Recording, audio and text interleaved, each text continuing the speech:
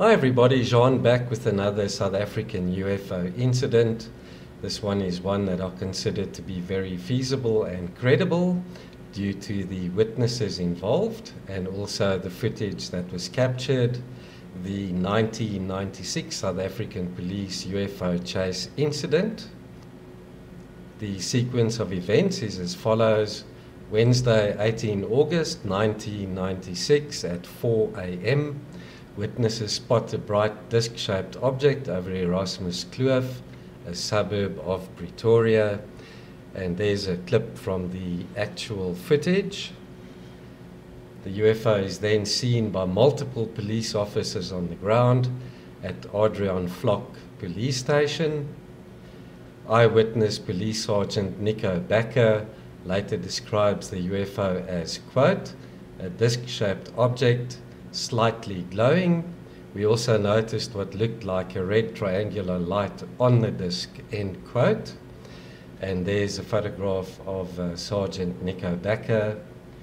Calls for backup initially are laughed at, but as more reports come in from Centurion, another suburb of Pretoria, the South African police respond, sending in their flying squad or SWAT team together with the police helicopter to give chase. The helicopter is piloted by Superintendent Fred Viljoen with 4 officers on board, and there's a photograph of Superintendent Viljoen. Meanwhile, the police on the ground watch the hovering UFO for 90 minutes. The officer, Nico Bakker, shoots videotape of the object. Superintendent Viljoen, in an interview with the SABC TV afterwards, to quote, a bright light above Mamelodi, a township near Pretoria, about 70 degrees above the horizon. It's the first time in my life I've ever seen anything like this. At first I thought it was a joke when I was called out, but soon came to realize that this was something I'd never experienced before. We were going after it at full speed, and it still outran us. What was very unusual were the undulating motions of the craft. I followed the white disc with the unusual patterns in the direction of Cullinan. It traveled at a high speed. We could not keep up with it and eventually had to give up when lack of fuel became a problem. There's a look at the incident. We have Erasmus Kloof and Fairy Glen in this region, Centurions down to the bottom left, and the craft was spotted initially over here, traveling in the direction of Mamelodi, and the police officers who spotted the craft were in this region. The police helicopter was on its way to intercept the craft. It carried on towards the township of Cullinan, but they had to break off the pursuit due to a lack of fuel.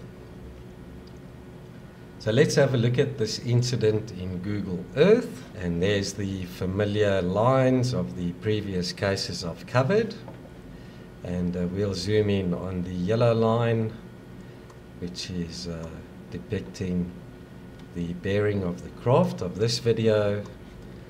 So very interesting. This is close to Valhalla Air Force Base, where the 2 Mirages were dispatched to intercept that craft that came into South African airspace in 1989, allegedly downing the craft just over the Botswana border in this region of the Kalahari Desert. So the craft seems to have originated from this location here, probably at a very low elevation. Otherwise the guys at the Air Force Base would have probably picked it up on radar and would have probably dispatched some craft to intercept it. However, the craft is then spotted over Erasmus Kloof and by witnesses as well as police officers. They call for backup, and eventually the SWAT team, together with the police helicopter, are dispatched, and they have to give up the chase because of the speed and the lack of fuel. This is also very close to the location of the 16th of September 1965 UFO that was spotted by 2 police officers on the road, and it then took off and sped off towards the Kalahari Desert. And it seems this is South Africa's UFO hotspot. This is where the 2006-2007 craft crashed, also near the border, very close to the Kalahari Desert. And then, of course, just in summary, the 1982 Blue ET craft that was allegedly brought down somewhere in this region, and a high energy device, as well as some blue diamonds were probably retrieved from the craft. Following is a short video clip of the actual footage, as well as an interview conducted with 2 of the officers involved. This amateur video was taken by a policeman on duty. On close inspection, the object changes color and there are also changing lines. Technicians say this could have been caused by the camera. I wasn't sure what it is, and it really looked like a saucer or something. It was round, and there was one stage we could see lights coming from it, and everybody was following it, and it's a very interesting phenomena.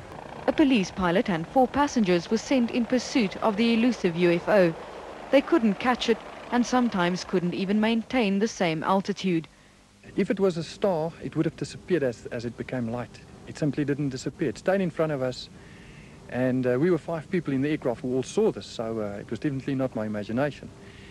But the strangest thing of this phenomena was the way that it flew ahead of the aircraft, the undulating movements up and down and to the left and to the right. That certainly was very strange. I've never seen anything like that before. That there was something unusual in the sky this morning seems certain, but those who know what it really was have been as silent as the noiseless bright disk that has had many casting a curious glance into space. Leonie Koch, TV News, Pretoria. It looks as if only the SABC TV news team covered this incident, and it only featured in a minute or 2 insert in the news bulletin. I think it deserves a bit more airtime and more exposure. So my conclusion is that multiple police officers witnessed the UFO from the ground and from the air. Multiple calls reporting the incident were made to the police. The BO-105 helicopter was dispatched together with the flying squad, so this incident was deemed serious. The top speed of the BO-105 helicopter is close to 272 kilometers per hour, and the UFO they chased out-maneuvered and outran them.